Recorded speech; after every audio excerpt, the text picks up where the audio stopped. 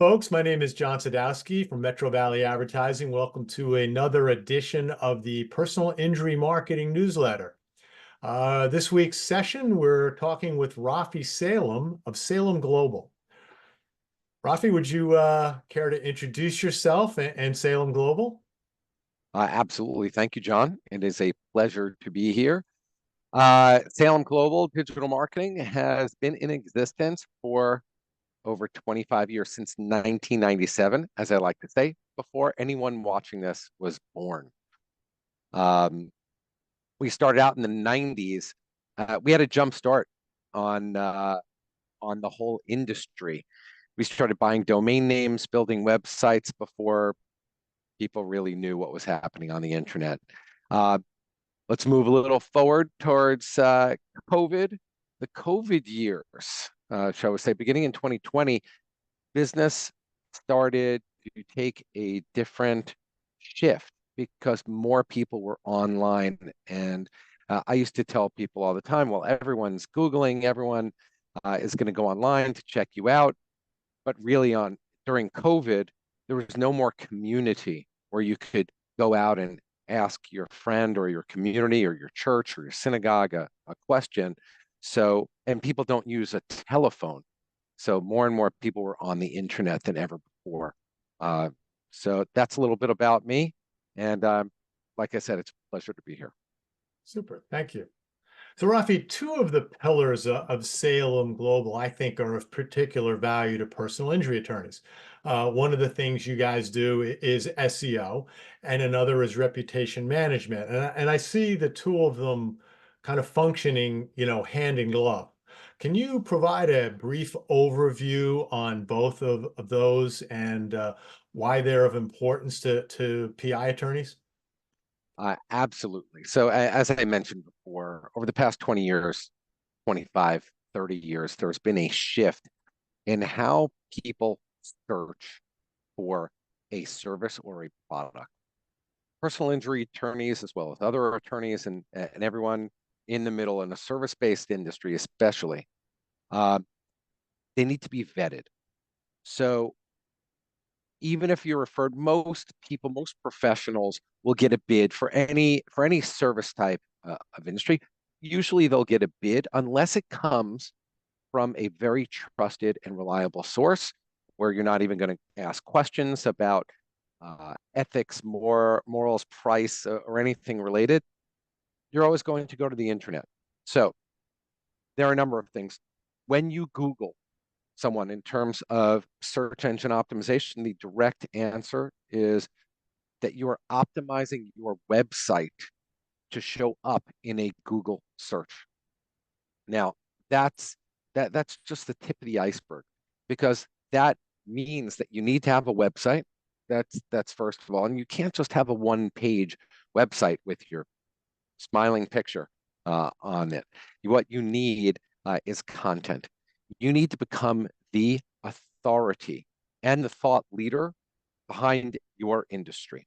So any PI attorney that is thinking about 2024 and the future, you need to have articles, case studies, and all of these keywords that are involved with personal injury needs to be on your website, direct and clear, not in a different font, not in a different text, but needs to come in your evergreen content as well as your um, blogs and your social media. Now that's just search engine optimization. Reputation management is a completely different thing. I mean, it's related. I shouldn't say completely different, but reputation is when you go online and you search for someone, and those results might not be 100%. And what I talk about all the time is people don't think, and companies don't think, that they can control their reputation online. And what that means is that when you do a Google search, your website should be the number one thing that shows up. But if it's not, that means that a directory is going to be at the top, LinkedIn is going to be at the top, and then you're going to have Google Ads, the whole other animal, questions and answers, which is very important. And then off to the right side, there's something called the Google Business Profile. your Google Business Profile or your knowledge panel, that is where Google shines. You see, Google actually doesn't want to lead you to your website. It wants to give all of the information to a searcher right then and there on the on the Google feed page and the search page. So your reputation is what Google says it is. Gotcha.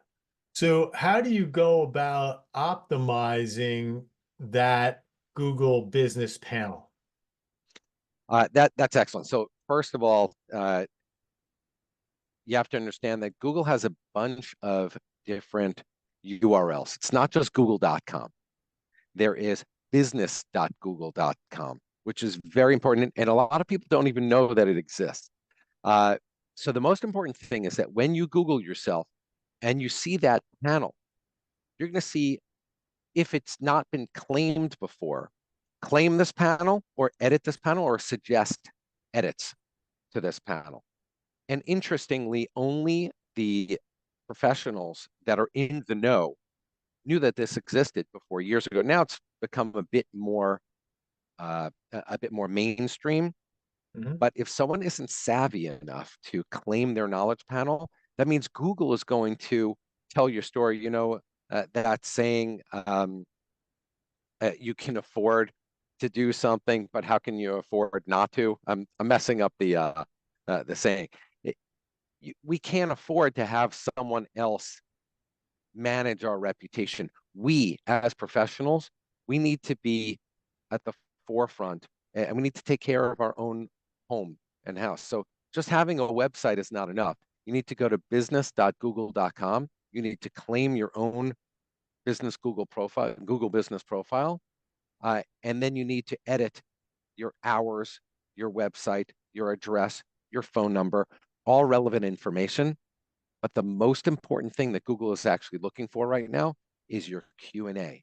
The questions and answers that people ask about a personal injury attorney are right there, and you have an opportunity to give the public what they want, to give them the answers. Don't let Google do the work. You do the work.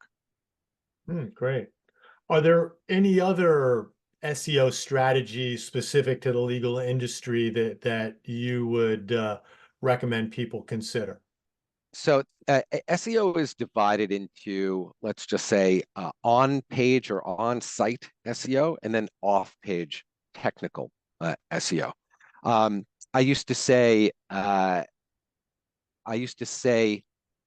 SEO and digital marketing is the marriage between how uh, how uh, how much of an authority you are, meaning how much content you have on your website. And by the way, not just content about what's going on in your neighborhood or what's going on in the world, it's content very, very specifically related to your industry. So content is king. You need to have that content on your website. If you just have, once again, if you just have a one pager, Google isn't going to rank you or even pay attention to you. You need to have articles and you need to have evergreen content on your website explaining about your industry, explaining about the nuances of your industry, and explaining about the people with whom you serve. And as you and I both know, John, the problem you solve and for whom. So that's on page. You need to be the authority, period. Now, off page, you need to be popular. How do you become popular on the internet? And the answer is links. The more that other people and other websites are linking to you, show that, oh, other people care about you. Google is going to recognize those links coming in, and they're going to reward you for having links. Now, once again, they have to be relevant backlinks or regular links. They can't just be from your local restaurant or from someone in another industry. But when legal journals, legal websites, and news and media outlets are linking to you, Google says, okay, apples to apples, this website has great content, but who is paying attention? Who's linking to them? Who's referencing them? So the marriage of popularity, together with authority, make one union of the most important uh, or the most high-ranking search engine uh, uh, result. Now, as I mentioned before, there's a second aspect which is related, is your technical SEO. It's not just the content, and it's not just the links. There's a whole stream of other rules, shall we say, in the algorithm. Um, you have to have your metadata all in place. So that's your title, your focus keyword, your description, your snippet. And you have to have your backend. There are H1 and paragraph heads. Obviously, we're not going to go into details about all of No. the technical SEO. Um, but it's not just put up a website and you're done. There are a lot of things you can do to get leads and to get Google to recognize you. So in essence, there's sort of a balance that you need to strike between the on-page technical part of SEO as well as the content, the information that's user-friendly and engaging. So, content is such a vital part of SEO. How does content then, come back and affect reputation management? So when we were talking before about how Google wants to own every space under the sun, there are things to consider when, let's just say, a particular individual is searching for a personal injury attorney in their local area. So there are two things. So the content on your website has to be generic and general, but someone in New York, where we are, someone in New York is going to look for a local New York personal injury attorney. So although there are, I'm sure, federal laws that are governing injury and personal injury and law, I think, and I'm not a lawyer, obviously, I think that laws differ from state to state. So you not only need to have that content, but you also need to have specific content to your local, I would say your local area, your city, your state, your region, your district, and everything related. In addition to the legal aspect, you also need to talk about what specific cases. So when I was working with personal injury attorneys in the past, there are a lot of construction accidents, interestingly. And I didn't know that. Now, think about it. New York City has a lot of construction going on. And I didn't know this up until I started working with personal injury attorneys, that construction sites and real estate specifically have a lot of personal injury involved in them. A scaffolding can fall, something can help, something happens on the job. And also, interestingly, in New York, there are a lot of Spanish speakers and a lot of Spanish speakers that work in the five boroughs of New York City, as well as the outer boroughs. So very interestingly, there are a lot of people seeking a personal injury attorney in a different language. So you need to have your English covered if you're an English-speaking person, and you also have to have it in Spanish. Now, there are other ethnicities and other languages also. So you have to think about the makeup of where you are. I understand this is broadcast all over the world, John. It's not just your audience in New York, all over the world. So what attorneys need to do when they're thinking about the language issue is they have to prioritize English probably being the first, because we're speaking English right now, Spanish probably being the second, but you got to think about the other ethnicities and the other languages that are being spoken. Now that I've given you a whole uh, background to who's searching, you have to think about the reputation of them. Now, if you have case studies of how you work with this individual in what type of vertical, in what type of case, the more that you have, and obviously 5-star ratings are going to help, but the more that you have, the more people are going to hire you. So once again, going back to that Google business profile, if someone is happy with you, they usually will not give you a review. If someone is unhappy with you, they are the first person to give you a bad review. So I hope that was clear to your audience. People that are happy just go about their, hey, I just won $1 million. My personal injury attorney just gave me $1 million, won me $1 million. They'll they're out like buying a speedboat now. They're going on vacation. They're not going on Google and giving a good review. The people that are upset or have lost a case or didn't get as much money as they were expecting, they're writing a not 5-star review. So it's incredibly important for lawyers, obviously, to always keep this in mind. Your reputation is your gold. You could be the best lawyer, but you could upset one client and they could ruin your reputation. So every single person that's listening to this and watching this, they really have to be conscious of their reputation. And that's how your SEO and your content and your reputation are all intertwined. Gotcha. So you mentioned, negative and the reputation component. Obviously, trust is critical in the process of hiring a personal injury attorney. How do you approach negative content or reviews that rank highly? That's an excellent question because uh, I'm working with a client right now. They have over 100 5-star reviews, and Hmm. they get one, Wow. and they got one 1-star review.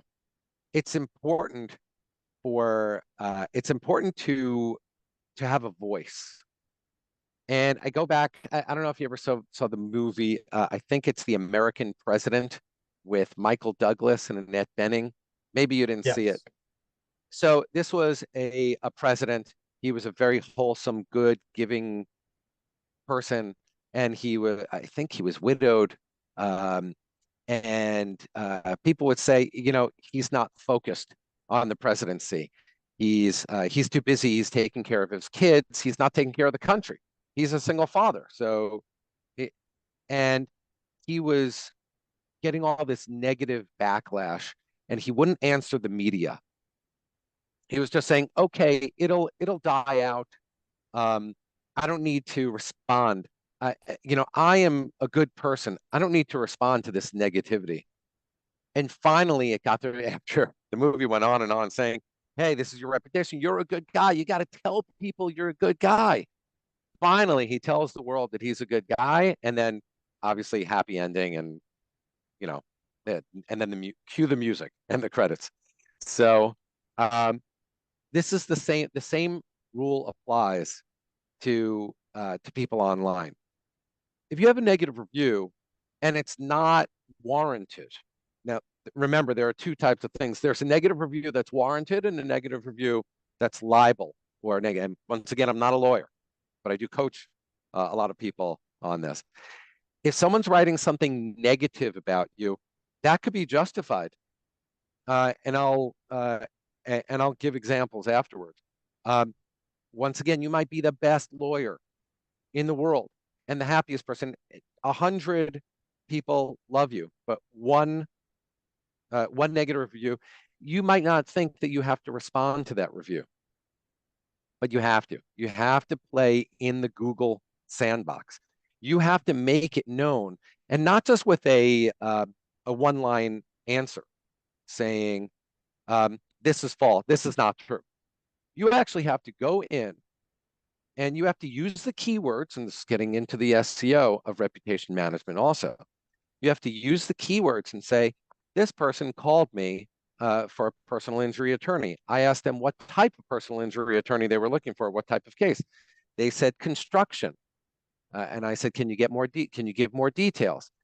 You have to be very, very specific in all of the keywords and all of the details of this case and say why you have to think about why they're upset with you and why they wrote what they did. And you have to, just like a good lawyer, just like a good defendant, You have to combat each and every word and each and every sentence and every statement. And in that way, either it could be flagged as a false if it is false, but if it's true, you have to give your side of the story and not just a short side of the story, a long one. Now, those keywords get picked up by Google, and it gets picked up by people that are searching for whatever they're looking for. So very important to combat negative reviews. Flag the ones that aren't false. They'll usually fall aside. But you also have to, on the positive, combat the negative. Meaning, for every one negative review, if it's legitimate, you've got to go out. You've got to ask the people who you did great work with, who you got money for them. You have to really tell your story. Hmm, gotcha. So you mentioned earlier kind of the idea of popularity and popularity being really backlinks. So other websites, other publications referencing your website. What's your approach to link building and that kind of authority building for lawyers and legal websites? So we use a software called SpyFu. I'm very Yes. happy with the product. It is not as expensive as other products out there, and I'll tell everyone out there. Neil Patel is incredible software. Bruce Clay, Hrefs, and like I said, SEM Rush, SEM Moz, the SEO Moz. Um, so there are great tools out there. Most of them do the same thing. Uh, a few of them have different nuances. So I want to give a non-biased opinion. I personally use SpyFu. Within these softwares, you can get a backlink report, and it's very, very important to do competitive analysis. So if I am Raphi Salem lawyer.com and you are John Sadowski lawyer.com, and you and I have been colleagues for 20 plus years, and we both have great websites, each with 100 pages of content, et cetera, et cetera. Um, you might have gotten advice over the years to say, oh, if you do this with your website, if you do that with your website, if you write about this content, if you write about that content, and then someone else picks it up, let's just say Manhattan Chamber of Commerce or CNN or a news outlet, or John, you and I belong to something called the Legal Resource Network, Legal Resource Network community. If there's a backlink that your competition has, what you want to do is you want to figure out, reverse engineer how they got that backlink. Sometimes it's just a directory, sometimes it's an article, and sometimes it's just a link because someone networks with someone else. So use the software. That's how we figure out who is linking to our competition. And if it's warranted, they'll give you a link also. Gotcha. With another big thing out there right now, obviously everyone is involved with social and social media. So can you talk a little bit about the intersection of social media and SEO, as well as social media and reputation management for attorneys? Absolutely. A lot of professionals poo-poo, that's a professional word, poo-poo social media. They don't think it's important, but you have to understand it is now, and by the way, this is different from 10 years ago. It's now mainstream. We used to think, so you and I are 29 plus, uh, give or take the plus. Um, we used to think that we don't have to pay attention. So I don't go on social media. I don't go on Facebook. I don't go on uh, TikTok is for kids, and Instagram is for the younger generation. But let's not forget about LinkedIn. So there's a lot of social media out there, but LinkedIn for professionals is at the top. And it's very, very important that when you bring up the holy grail of social, that we're specifically talking about LinkedIn. So I want to be very clear about this. When you Google yourself, and that's my networking line. Everyone should Google themselves and check out your own reputation. See what comes up on the first page. See what ads are coming up. See what social media is coming up. See what happens on your Google business profile. Very, very important, incredibly important to note that LinkedIn is going to come up. It's going to come up. If someone is searching for you, it's going to come up. And that means out of all the social media, you need to control your reputation on LinkedIn. Now, that being said, on LinkedIn, what can you do? Number one is you have your own profile page. Number two is you have your own company page. And number three is you have an opportunity to write articles under the LinkedIn brand name in your name about your industry. So incredibly important to pay attention to LinkedIn. Now, remember, well, you asked about your SEO and your reputation. Mm. So those keywords that you're using on your profile page, on your company page, and in those articles that you're writing, that's being picked up by the search engines. So what you do is you cross-reference on your website to have it link to and link back from LinkedIn. Now, once again, I'm not putting down any other social media. What I'm saying is that LinkedIn is the most important. Now, after that, I would say Facebook is very important. Everyone should have a profile, a personal profile, as well as a company profile for their practice, because there are people who are not going to go into Google, believe it or not, and people who will also, excuse me, not go into LinkedIn, but they'll be with friends on Facebook. And if you're on Facebook and your friend is on Facebook, then they're going to say, oh, I got hurt last. I was walking by a construction site and I tripped over a pipe. And I really need to talk to someone. So it's very important to pay attention to the keywords you're using, the content you're putting out, the SEO on your site, and the links between your website and your social media. Don't be afraid of social media. Use social media to your benefit. Gotcha. Okay, super. So what metrics or KPIs should somebody be looking at to measure the results of their SEO and their reputation management? I have my own dashboard. I have a homegrown dashboard personally that I've developed over the years. That first things first, how many calls did you get as an attorney? How many phone calls did you get? How many forms have been filled on your website? And here's a secret. There's a plugin that we use in our company called FormSite. Now, if you just have a form on your website and you have this long form, fill out your name, your email, your phone, your address, your kids' names, your pets' names, your first grade teacher. If there's a long form, people don't want to fill it out. So you need to have a short form, but you need to give the opportunity to give more information. And that's the difference between a lead and a qualified lead. If someone just fills out their name and their email and their phone, that's good. But if you can get more information, you can. Now, at FormSite, what you do is you capture that information first, and then it could lead on to more questions. So you don't want to bother or annoy people coming to your website. So all this goes back to the dashboard. So you need to track how many phone calls are you getting from your website and your web presence, how many forms filled.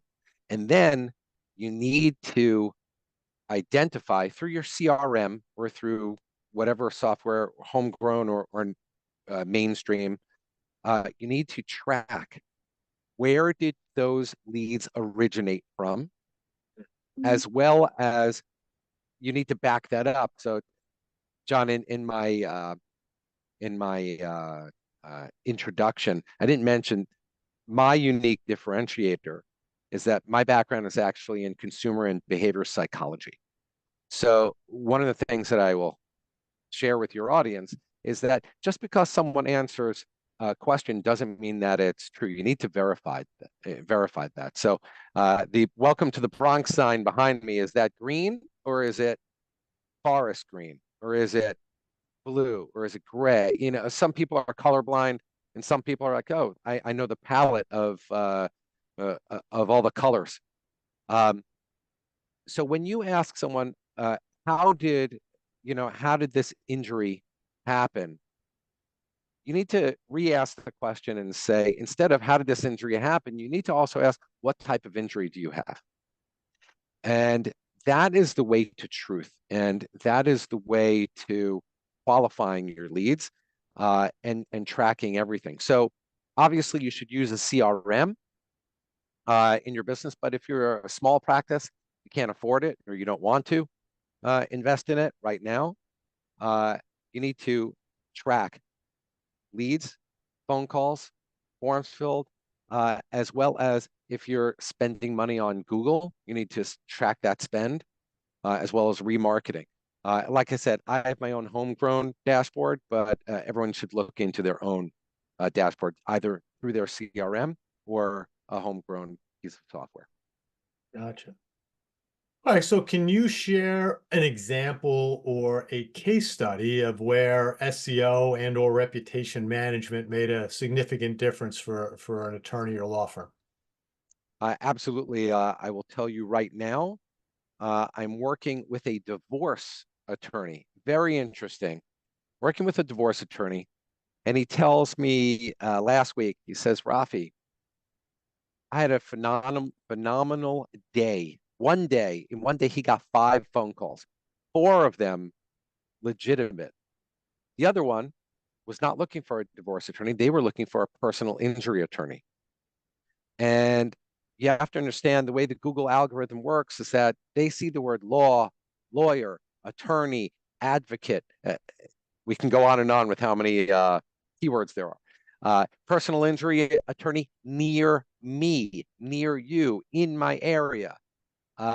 So it's very important to recognize that within this case study specifically, that we are using Google Ads, writing articles. He is actually even not rewriting statutes, but posting what the statutes of law are on his website.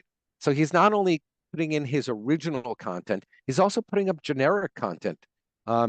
If you reference a case, once again, disclaimer, I'm not a lawyer, but on his website, we're putting up more content than everyone else in his area. You're not going to beat out the big law firms. You're not going to beat out the white shoe, law firms that have teams and team marketing teams and content teams and everything like that. But if you're a local attorney, you can absolutely beat out the competition with the amount of content you put out. Google AdWords for your specific area and region. And once again, this goes back to what we talked about earlier. Pay attention to that Google business profile. Post your updates on there and pay attention to your reputation. I would say once a week you should be Googling your name and your practice name. But at the minimum, you should have it on your calendar once a month, on the first of the month or first Tuesday of every month, that you should be Googling yourself. I'm going to give you a bonus, John. Thank you, Raphi. My particular client, and I will share with you. His name is Rubenstein. So he is a divorce attorney. Now there is another law firm that is Rubenstein spelt differently, and they own RubensteinLaw.com. They are putting up billboards all over the United States, as you know. Other people don't know. Recently I was in Chicago and Florida, in addition to being right now in the Bronx. Rubenstein has law offices all over the country. Hmm. So interestingly, they are buying billboards in addition to having a major online presence. Anyway, my client got called because of that. So that's one thing. Sometimes your name spelt the same or spelt differently, can give you a either positive or negative reputation. So you have to be careful.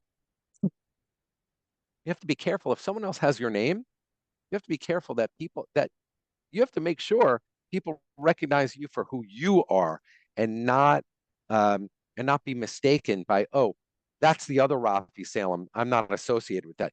You've got to be really, really careful about that, just in case someone has something negative out there that might affect you and your business. Super. And in closing, can you give us a few ideas or a few concepts of what makes Salem Global unique in terms of your SEO and reputation management offerings? Thank you for this opportunity, John. I really appreciate it. Like I said, I tell people all the time, it does not matter that I've been in business for 25 years. I don't want people to hire me because I have experience. There are a lot of great digital marketers out there that have been in business. They haven't been in business longer, but there's no difference between 20 and 25 years or 15 years.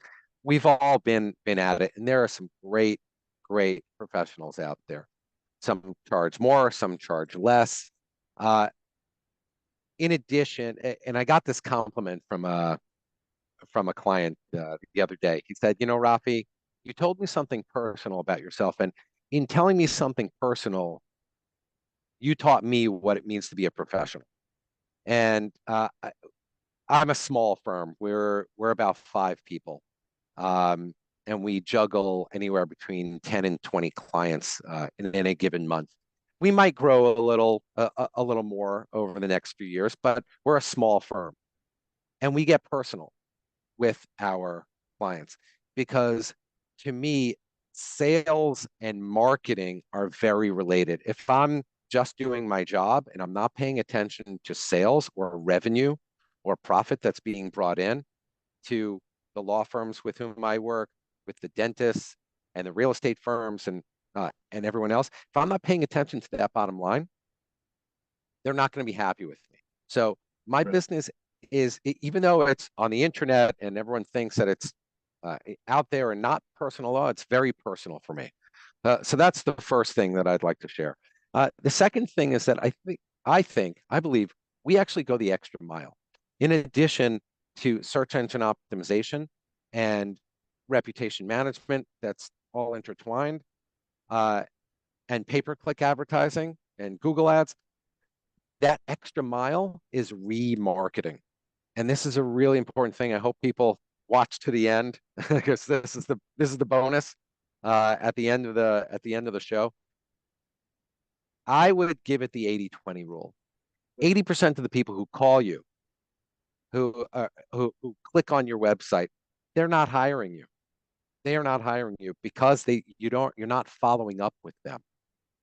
80%. And that's a lot. So out of 8 calls, out of 10 calls are not hiring you because you didn't follow up with them.